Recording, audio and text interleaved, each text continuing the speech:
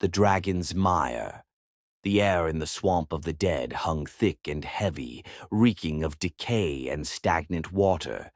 Twisted, skeletal trees clawed at the perpetually overcast sky, their roots plunged into the murky black water. Chris, Eldon, and Angela trudged through the muck, their journey through Tavit leading them to this desolate expanse. The spiritual signatures here are overwhelming, Angela murmured, clutching her sacred staff tighter. Her golden aura pulsed faintly, struggling to push back the oppressive gloom. It's not just demons, there's something ancient and deeply corrupted. Chris adjusted her sunglasses, her gaze piercing the miasma. I sense it too. A nexus of death energy. It feels cold. Suddenly, the ground beneath them trembled. The murky water rippled violently, and a guttural groan, like mountains grinding together, echoed through the swamp.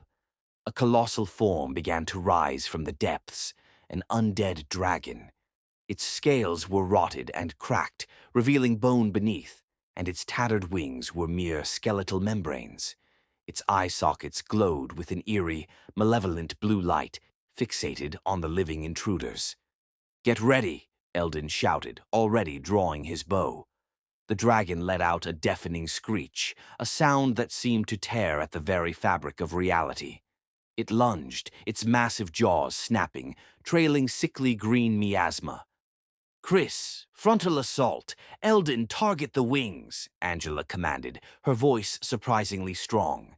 She began chanting, a protective barrier of golden light forming around the three of them. Chris sprinted forward, a blur of silver hair and gleaming steel.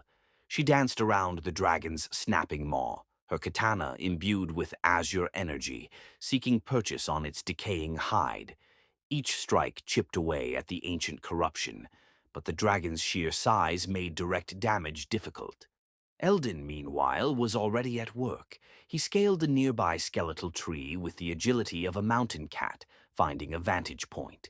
His arrows flew like silver streaks, impacting the dragon's tattered wing joints.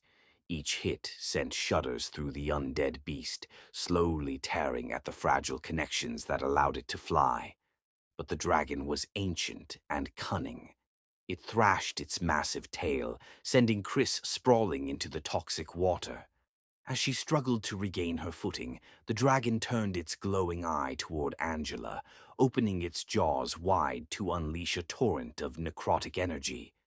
"Angela!" Eldon yelled, firing a desperate arrow at its exposed maw.